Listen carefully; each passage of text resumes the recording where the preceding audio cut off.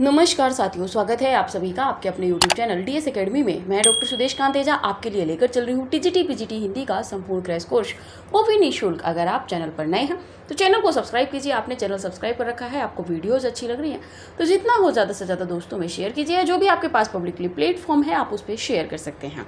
जो भी कैंडिडेट हमसे नए जुड़ रहे हैं, आगामी आने वाली परीक्षाओं की तैयारी बहुत बेहतर करना चाहते हैं तो प्लेलिस्ट बनी हुई है, आप अभी भी शुरू से क्लासेस देख सकते हैं। अभी 150 क्लासेस ही मात्र आपकी हुई हैं और बहुत ज़्यादा लंबी क्लासेस नहीं है, 35-40 मिनट की ही आपकी क्लासेस रहती हैं।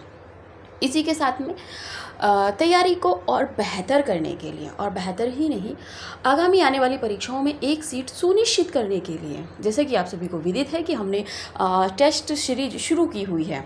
अगर आप उससे ज्वाइन होना चाहते हैं तो वो टेस्ट सीरीज़ आपकी पेड है, जिसमें 500 रुपये मात्र उसका चार्ज है और जिसमें हम आपको 50 टेस्ट पेपर देंगे। 50 टेस्ट पेपरों में 8-9 टेस्ट पेपर आपके आ चुके हैं।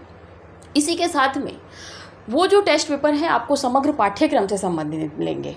समग्र पाठ्यक्रम यानी कि हिंदी साहित्य का इतिहास और व्याकरण, काव्यशास्त्र, भाषा विज्ञान, संस्कृत साहित्य, संस्कृत व्याकरण। संस्कृत साहित्य, संस्कृत व्याकरण के 10 से 15 क्वेश्चन, 10 से 12 प्रश्न रहते हैं, वो भी यूपी TGT PGT स्पेशल को देखते हुए।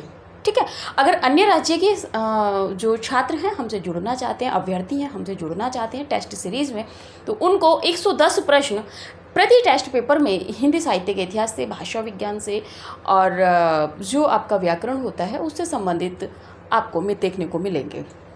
आपको टेस्ट सीरीज ज्वाइन करके ये फ़ायदा हो जाता है कि प्रश्न किस तरह से बन सकते हैं या किस किस तरह के प्रश्नों को मतलब तथ्यों को हमें एक जगह साझा करना है, एक जगह संकलित करना है, एकत्रित करके फिर हमें अपनी तैयारी को और बेहतर कर लेना है। ठीक है, किस किस तरह प्रश्न बनने की संभावनाएं रहती हैं, जहाँ से नगण्य मात्र भी संभावना रहती है वहाँ से टेस्ट पेपर में आपको प्रश्न रखते हैं। चलिए, इसी के साथ में तो जो भी ज्वाइन होना चाहते हैं, डिस्क्रिप्शन में कॉन्टैक्ट नंबर दे रखा है, आप कॉल करके वहाँ पे ज्वाइन हो सकते हैं टेस्ट सीरीज़ में। क्योंकि देखिए समय बहुत कम है, पेपर की तिथि कभी भी अनाउंस हो जाएगी तो उसके बाद आप लेंगे, फिर आप उन टेस्ट पेपरों को एक साथ सॉल्व नहीं कर पाएंगे।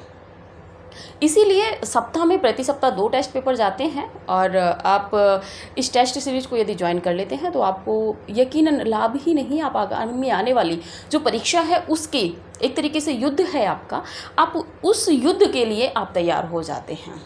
कहते हैं ना कि शांति काल में जो पसीना बहाया जाता है वो युद्ध क्षेत्र में रक्त बहाने को रोक देता है। यानी कि आप इस समय पर्दे के पीछे हैं, आप जो हम टेस्ट पेपर आपको 125 प्रश्न का दे रहे हैं, आप उसमें कितना भी गलत कीजिए, लेकिन जितने प्रश्न आप गलत कर लेते हैं तो वो आप के तैयार हो जाते हैं और कोई भी प्रश्न ऐसा नहीं रखा जा रहा है कि जहाँ से प्रश्न ना बनने की संभावना हो। ठीक है, तो जो भी ज्वाइन करना चाहते हैं टेस्ट सीरीज वो ज्वाइन कर सकते हैं। विलम्ब ना करें क्योंकि फिर एक साथ आप नहीं कर पाएंगे। ठीक है, और सुबह में हम टेस्ट पेपर देते हैं, शाम के समय में उत्तर कुंजी देते हैं। उसके बाद आपके लिए जो प्राइवेट व्हाट्सएप ग्रुप है उसकी चैट ओपन रहती है, आपको जहाँ समस्या है आप हमसे संवाद कर सकते हैं मैसेज के द्वारा। ठीक है, इसी के साथ में बात कर रहे थे हम लोग, इस समय जो चल रहे हैं, हम चल रहे हैं उत्तर छायावाद में।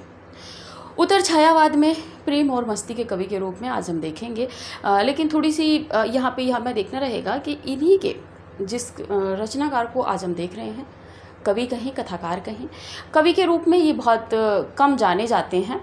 हालांकि काव्य भी इनका ठीक ठाक है, लेकिन उपन्यास के क्षेत्र में ये बहुत आगे हैं। और इन्हीं के साथ में हमें सुभद्रा कुमारी चौहान को देखना होगा, क्योंकि सुभद्रा कुमारी चौहान को जो विस्तृत हम पढ़ेंगे वो कभी फिर पढ़ेंगे। अभी परीक्षाओं की दृष्टि से हम थोड़ा तेज गति से चल रहे हैं। तो चलिए बात करते हैं आज भगवती चरण वर्मा। भगवती चरण वर्मा के विषय में बात करें तो समय है इनका 1903 से 1981। कहाँ? सफ़ीपुर, उन्नाव में इनका जन्म हुआ था। इसी के साथ में काव्य की बात कर लें तो मधुकण महत्वपूर्ण है इनका, 1932 का। प्रेम संगीत 1937 का है। मानव 1940 का। एक दिन, रंगों में मोह 1962 का है। सविनय, देखिए सविनय अवज्ञा आंदोलन भी था, लेकिन इनकी रचना का नाम है, काव्य का नाम है सविनय। एक नाराज कविता, देखिए एक नाराज कविता, यानी कि इनकी कविता भी कहीं ना कहीं इनसे नाराज हुई होगी। भगवती चरण वर्मा जी की। तो मधुकण, प्रेम संगीत, मानव, एक दिन, रंगों में मोह, सविनय, एक नाराज कविता, ये भगवती चरण वर्मा की कविताएं और काव्य संग्रह हैं। बात कर लेते हैं इनके उपन्यासों की, जिस क्षेत्र में इनको उपलब्धि हासिल हुई है। ठीक है, तो पहले नंबर पे बात कर लेते हैं पतन की। इनका उपन्यास कोई भी ऐसा नहीं है जिसको आप छोड़ के निकल जाएं। काव्य की एक बार को बात करें तो आप बहुत ज़्यादा नहीं भी पढ़े रहेंगे तब भी काम चल जाएगा, लेकिन उपन्यासों में कहाँ से प्रश्न बन जाएगा नहीं कहा जा सकता। पतन है 1927 का। इसमें क्या है, इसके जो कथा वस्तु है अपराध एवं बलात्कार प्रधान, ये इनका उपन्यास है। चित्रलेखा की बात करें तो समय है 1934 ईस्वी। इसमें पाप एवं पुण्य को आधार बनाया गया है। ठीक है, हालांकि हम कहते ही हैं कि पाप पुण्य ऐसा, मतलब जैसे अगर देखें तो व्यक्तिगत जीवन में बहुत कम लोग इस चीज़ को मान्यता देते हैं। 3 वर्ष का समय 1936 है। प्रेम और प्रेम के बाद में जैसे दो व्यक्तियों में प्रेम होता है, स्त्री पुरुष में प्रेम होने के बाद में युवा अवस्था में जब किशोरावस्था में जब प्रेम होता है, उसके बाद में वो प्रेम विवाह में परिवर्तित हो जाता है। और प्रेम विवाह में परिवर्तित होने के बाद में उसकी जो समस्याएं होती हैं, ठीक है, उनका चित्रण इन्होंने किया है भगवती चरण वर्मा ने अपने 3 वर्ष में। यानी कि आप थोड़ा सा इस तरह भी याद रखेंगे कि 1 वर्ष प्रेम किया है, दूसरे वर्ष प्रेम विवाह कर लिया, और तीसरे वर्ष में जो उसका परिणाम है, यानी कि जो समस्याएं आनी, क्योंकि शुरू में तो सबको लगता है कि हाँ चलिए ठीक है कर लेते हैं, लेकिन उसके बाद में जो एक तरीके से कहते हैं ना कि यथार्थ से जब वो परिचित होते हैं तो कहीं ना कहीं वहाँ पे फिर टकराव होता है। तो ये है। बात कर ले टेढ़े मेढ़े रास्ते की। टेढ़े मेढ़े रास्ते 1946 का है। इसमें गांधीवाद, साम्यवाद और आतंकवाद का चित्रण इन्होंने दिखाया है। आखिरी दाव की यदि बात करें तो आखिरी दाव जो है वो है 1950 का। आखिरी दाव 1950 का है। इसमें एक जुआरी का क्या मतलब होता है कि जैसे कि जो जुआ वगैरह जो खेलते हैं, ये अन्यत्र ध्रुत कीड़ा में आता है। तो उसमें क्या है कि एक जुआरी होता है, उसकी असफल प्रेम कथा का वर्णन इसमें इन्होंने किया है। अपने खिलौने 1958 का है। इस उपन्यास में इन्होंने क्या दिखाया है कि दिल्ली जो महानगर दिल्ली, उसमें जो मॉडर्न सोसाइटी होती हैं उन पर तीखा व्यंग्य किया है इन्होंने। ठीक है, आगे बात कर लें भूले बिसरे चित्र 1959 का है। और ये थोड़ा सा महत्वपूर्ण इसीलिए भी हो जाता है, प्रश्न ऐसे बनने की संभावना इसलिए भी हो जाती है क्योंकि ये उत्तर प्रदेश जो हायर एजुकेशन बोर्ड है आपका, उसके पाठ्यक्रम में असिस्टेंट प्रोफेसर के पाठ्यक्रम में भी ये सम्मिलित उपन्यास है। भूले बिसरे चित्र 1959 का है।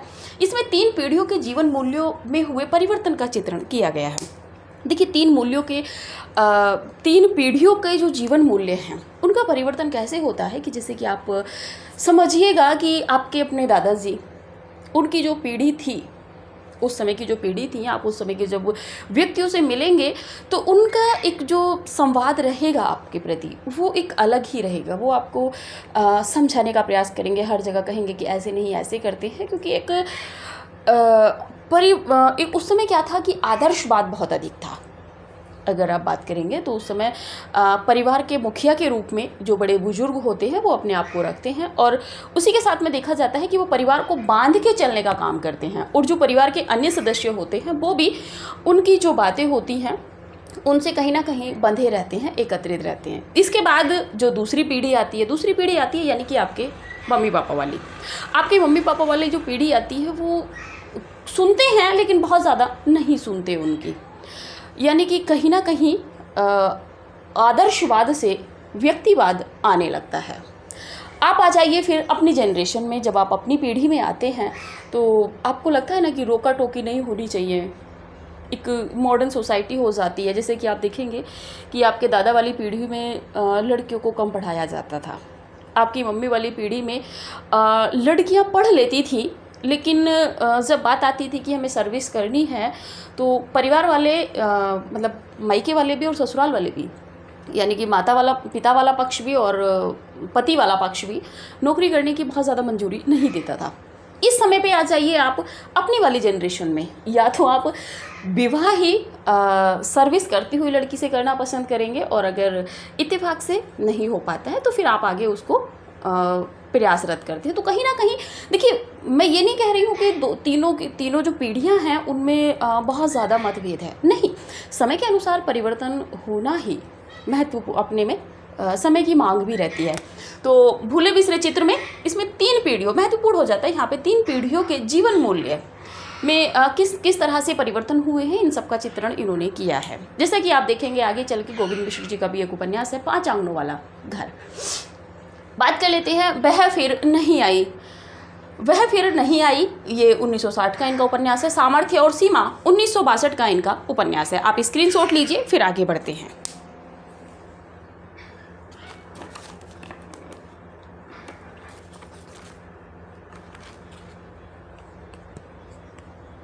चलिए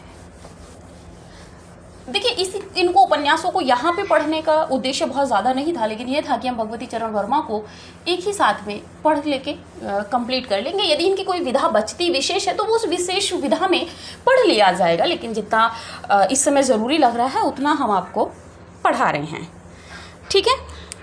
इसी के साथ में बात कर लेते हैं सामर्थ्य और सीमा के साथ में थके पाँव।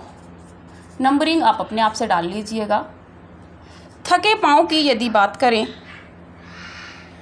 तो आपका 1963 है। 1963। इसी के साथ में 1963 के बाद में बात कर लेते हैं रेखा, 1964 का। रेखा 1964 का है। इसमें नारी के गहन अंतर्द्वंद का चित्रण किया गया है। देखिए, पात्रों की यदि बात आएगी तो पात्रों को हम बाद में विशेष तय करा देंगे।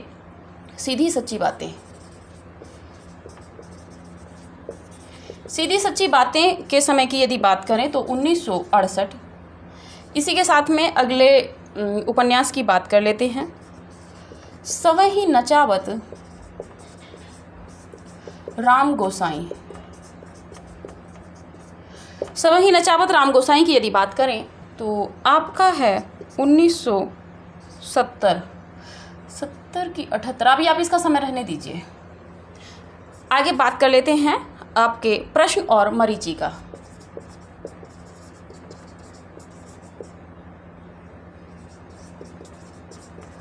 प्रश्न और मरीचिका, इसका समय 1973 है।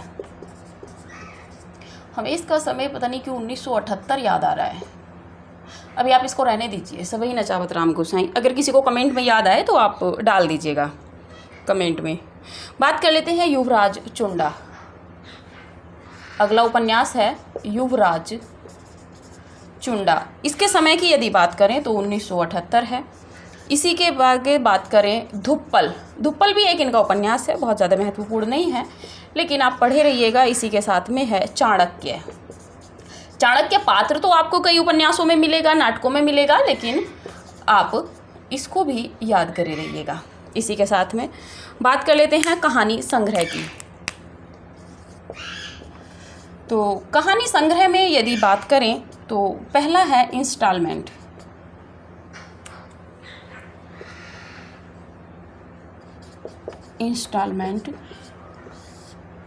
दूसरा है दो बाके। तीसरे नंबर पे है राग और चिंगारी। राग और चिंगारी।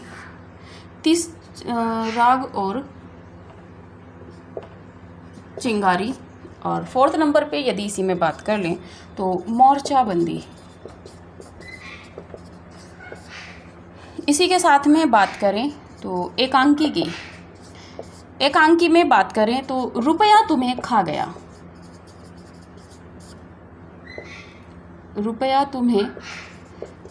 महत्वपूर्ण है, प्रश्न बन चुका है इससे 1955।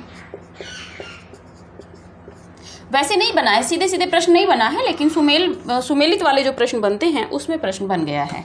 बुझता दीपक, लेकिन प्रश्न तो बना है ना, बुझता दीपक।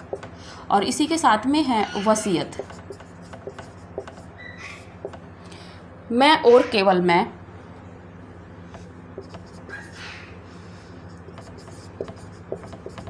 मैं और केवल मैं। इसी के साथ में बात कर लेते हैं सबसे बड़ा आदमी। सबसे बड़ा आदमी थोड़ा सा महत्वपूर्ण है। और दो कलाकार। इसी के साथ में बात कर लेते हैं संस्मरण की। संस्मरण में बात करें, संस्मरण या रेखाचित्र में, रेखाचित्र में ये सात और हम, ये सात और हम अतीत के गर्त से, अतीत के गर्त से आलोचना है साहित्य की भावनाएं। यहाँ पे आप नोट कर लीजिए इनकी आलोचना। आलोचना जो है इनकी वो है साहित्य की भावनाएं, साहित्य की भावनाएं। पत्रों में आप नोट कर लीजिएगा विचार, नवजीवन और उत्तरा पत्रों का इन्होंने संपादन किया था। पत्र संपादन में आप नोट कर लीजिएगा। पत्र संपादन में यदि बात करें तो पहले नंबर पे है विचार पत्र, ये कोलकाता से निकलता था। दूसरा है नवजीवन जो पत्र है ये लखनऊ से निकलता था। और तीसरा है उत्तरा, ये पत्र भी लखनऊ से निकलता था। ठीक है, आप स्क्रीनशॉट लीजिए, देखते हैं आगे।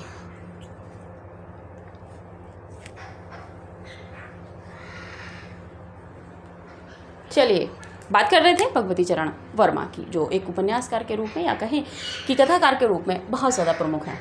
थके पाँव 1963 का उपन्यास है। रेखा 1964 का है। इसमें नारी की जो गहन अंतर्द्वंद होती हैं, यानी कि एक नारी की जो पीड़ा होती है उसके वर्णन को, उस समस्या को, जो द्वंद्व है उसके भीतर चलते रहते हैं।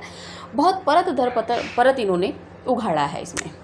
सीधी सच्ची बातें की बात करें तो 1968 का उपन्यास है।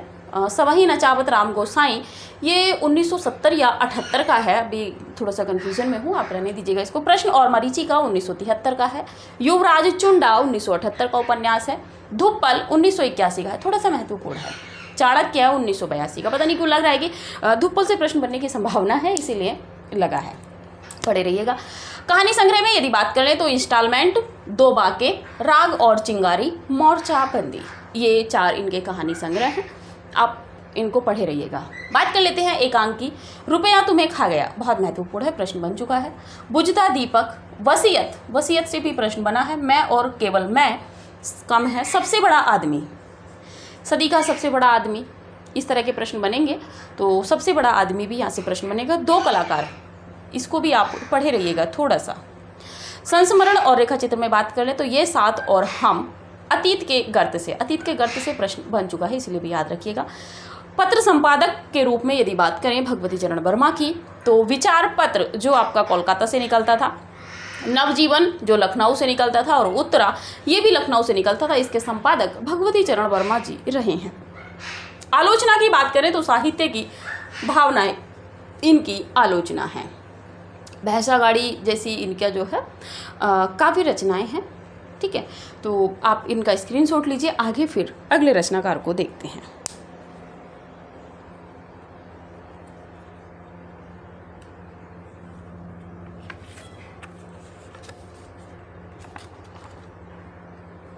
चलिए बात कर रहे थे अगले रचनाकार की, भगवती चरण वर्मा के बाद में। अगले रचनाकार में हम बात करेंगे नरेंद्र शर्मा की। अगले रचनाकार हैं नरेंद्र शर्मा। समय की यदि बात करें तो समय है 1913 से 1989 ईस्वी। इसी के साथ में काव्य में बात कर लेते हैं, इनके काव्य की ही बात करेंगे। तो पहले नंबर पे है कर्णफूल 1936 का है। दूसरे नंबर पे बात करें प्रभात फेरी 1938, प्रभात फेरी 1938। तीसरे नंबर पे बात करें प्रवासी के गीत प्रवासी के गीत 1939, इसी के साथ में पलाश वन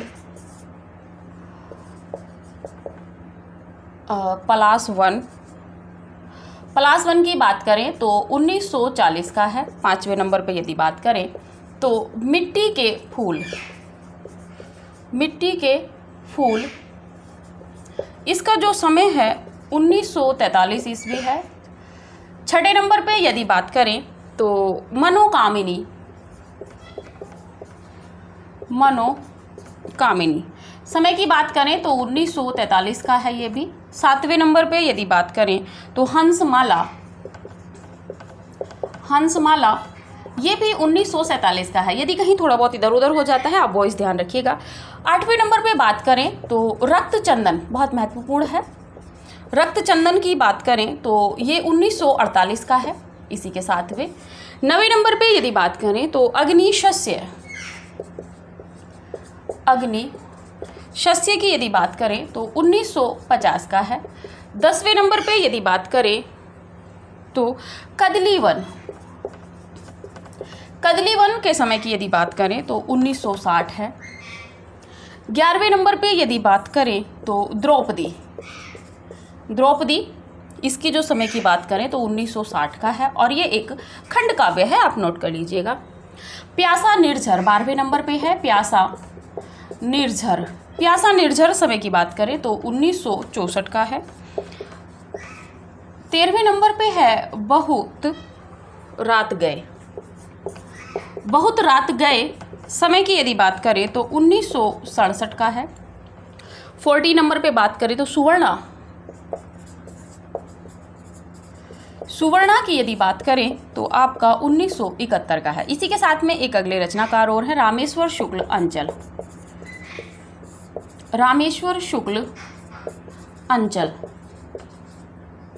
अंचल उपनाम है। इनकी समय की यदि बात कर लें तो समय है 1915 से 1996 ईस्वी। रचना की बात कर लें तो रचनाएं में देख लेते हैं। मधुलिका 1938। मधुलिका किसी की पात्र है जो बहुत चर्चित है, जरा कमेंट कीजिए किस रचना की पात्र है। दूसरे नंबर पे अपराजिता के समय की बात करें तो 1939 है। तीसरे नंबर पे बात करें तो किरणवेला 1941 की है। करील 1942। इसके बाद में बात कर लेते हैं लाल चूनर की यदि बात करें तो ये भी 1942 की है। बरसांत के बादल 1954। इसी के साथ में बात करें तो विराम चिह्न, इसके समय की यदि बात करें तो 1957 है। ठीक है, आप स्क्रीनशॉट लीजिए फिर देखते हैं, क्योंकि जो आपकी सुभद्रा कुमारी चौहान हैं उनको हम एक अलग ही क्लास में देखने का प्रयास करेंगे। ठीक है, चलिए बात कर लेते हैं नरेंद्र शर्मा की। समय की बात करें तो 1913 से 1989 इनका समय है। कर्णफूल महत्वपूर्ण है 1936 का। प्रभात फेरी प्रश्न बन चुका है 1938 का। प्रवासी के गीत छोड़ नहीं सकते आप इसको 1939 का। पलाश वन 1940 पढ़े रहिएगा। मिट्टी के फूलों वाली रचनाओं में आप इसको याद रख सकते हैं 1943 की। मनोकामनी 1943 की रचना है। हंसमाला 1947। रक्तचंदन महत्वपूर्ण है 1948 की। अग्निशस्य 1950 पढ़े रहिएगा। कदलीवन 1960 की है। द्रौपदी खंड काव्य है 1960 का। खंड काव्य की विधा विशेष से कि क्या है खंड काव्य महाकाव्य, इससे प्रश्न की संभावना बनती है। प्यासा निर्झर 1964 का है। बहुत रात गए पढ़े रहिएगा। सुवर्णा 1971, ये भी आप पढ़े रहिएगा। आगे बात कर लेते हैं रामेश्वर शुक्ल अंचल की। अंचल इनका उपनाम है, उपनाम वाली लिस्ट में ले जाइए और सभी का एक बार फटाफट रिवीजन लगा दीजिए। समय की बात कर लेते हैं 1915 से 1996। रचनाओं में मधुलिका महत्वपूर्ण है 1938 की। कमेंट कीजिए जरा किस रचना की पात्र मधुलिका है। अपराजिता 1939। किरण बेला 1941, करील पढ़े रहिएगा 1942, लाल चूनर 1942, बरसांत के बादल 1954, विराम चिन्ह ये 1957। तो इसमें रचनाएं हैं सीधे सीधे, आप स्क्रीनशॉट लीजिए फिर आगे बढ़ते हैं।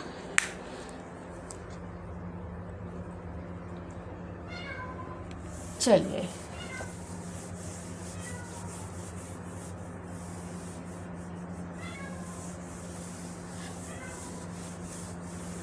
आगे बात कर लेते हैं अगली, हरि कृष्ण प्रेमी। हरि कृष्ण प्रेमी, ठीक है, वैसे नाटककार के रूप में है ये। 1908 से 1974 इनका समय ठहरता है। रचनाएं देख लेते हैं इनकी कौन कौन सी हैं। आँखों में 1928, आँखों में 1928। दूसरे नंबर पे बात कर लेते हैं अनंत के पथ पर, अनंत के पथ पर समय की बात करें तो 1932 है। तीसरे नंबर पे बात करें तो जादूगरनी, जादूगरनी की बात करें तो 1932। फोर्थ नंबर पे यदि बात करें तो अग्निगान, अग्निगान समय की बात करें तो 1940। पांचवें नंबर पे यदि बात करें तो रूप दर्शन, रूप दर्शन। प्रतिभा, प्रतिभा। बेटी की विदा, पांचवा हो गया। छठे नंबर पे, सातवें नंबर पे बेटी की विदा,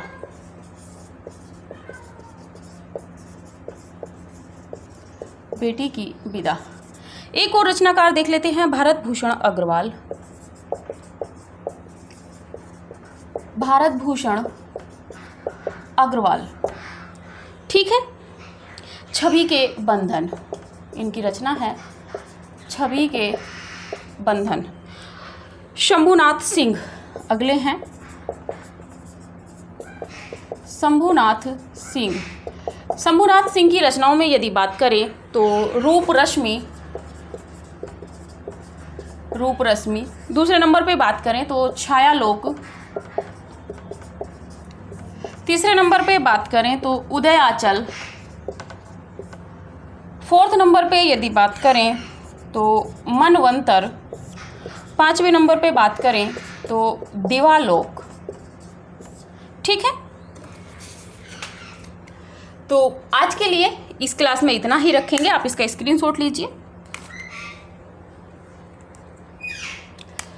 चलिए बात कर लेते हैं आपके हरि कृष्ण प्रेमी जी की। इनका समय 1908 से 1974 है। रचनाओं में बात करें तो आँखों में 1928 की, अनंत के पथ पर थोड़ी सी महत्वपूर्ण है 1932 की, जादूगरनी 1932 की है, अग्निगान, अग्निगान, अग्निपथ, इस तरीके से प्रश्न बनने की संभावना है, तो अग्निगान थोड़ा सा आप ध्यान रखिएगा 1940 की। रूप दर्शन और प्रतिभा, प्रतिभा का विवाह ये एकांकी भी है, तो प्रतिभा आप याद रखिएगा। बेटी की विदा। भारत भूषण अग्रवाल जी की बात करें तो छवि के बंधन है। शंभुनाथ सिंह की बात करें तो रूप रश्मि, थोड़ा सा पढ़ा रहिएगा। छायालोक इनकी पढ़ी रहिएगा। उदयाचल, मनवंतर, दिवालोक। तो ये थे आपके जो इस समय एक तरीके से कहें हम हालावाद के कवियों को पढ़ रहे थे, ठीक है। अभी एक राष्ट्रीय काव्य जो सांस्कृतिक काव्य की कवयित्री हैं वो बची हुई हैं, सुभद्रा कुमारी चौहान जी। उनका प्रयास करेंगे हम इससे अगली क्लास में देखने का। चाहे हम उनको 15 मिनट की क्लास में ही देखें, लेकिन देखेंगे अवश्य, ठीक है। तो इस क्लास को यहीं तक रहने देते हैं। बात कर लेते हैं थोड़ा सा, यदि किसी कैंडिडेट को टेस्ट सीरीज लेनी है तो, ठीक है। टेस्ट सीरीज में यदि बात करें तो आपको कॉल करनी होगी 9568802463, इस नंबर पे आपको कॉल करनी होगी। टेस्ट सीरीज आपको 50 टेस्ट पेपर जो हो चुके हैं वो आपको एक साथ दे दिए जाएंगे, बाकी आपको 2 टेस्ट पेपर प्रति सप्ताह मिलेंगे। तो 50 टेस्ट पेपर आपको ये मिलेंगे मात्र 500 रुपये में, ठीक है। और प्रति टेस्ट पेपर की यदि आप बात करेंगे तो 10 रुपये आपका चार्ज पड़ेगा। इसमें जो प्रश्नों की संख्या रहेगी, प्रश्नों की संख्या जो रहेगी वो 6250 प्रश्न रहेंगे और इसमें 125 प्रश्न संपूर्ण पाठ्यक्रम पर, संपूर्ण पाठ्यक्रम पर आधारित रहेंगे। इसमें संपूर्ण पाठ्यक्रम रहेगा। कुछ कैंडिडेट की कमेंट्स आती हैं कि मैम आपने संपूर्ण पाठ्यक्रम अभी पढ़ाया नहीं है, लेकिन आप संपूर्ण पाठ्यक्रम पर प्रश्नोत्तरी या टेस्ट सीरीज फिर हम कैसे करेंगे। देखिए, आपने कोई ना कोई तो सहायक पुस्तक आपने ली है। यदि अभी तक भी आपने कोई सहायक पुस्तक या मूल पुस्तक नहीं ली है, आप प्लेलिस्ट में जाइए, एक वीडियो बनी हुई है जो टीजीटी पीजीटी के अकॉर्डिंग बनी हुई है। आपको उनमें से लगता है बताया है, विस्तार से बताया है कि आप किन किताबों का किस किस तथ्यों को या किस किस टॉपिक को कंप्लीट करने के लिए सहारा ले सकते हैं। ठीक है, तो आप किसी एक या दो तीन चार किताबें आप सहायक के रूप में कम से कम एक तो आप ले ही लीजिए और उसके बाद में आप टेस्ट सीरीज ज्वाइन कीजिए। क्योंकि देखिए, किसी भी कोचिंग में आपको पूर्ण नहीं कराया जाएगा।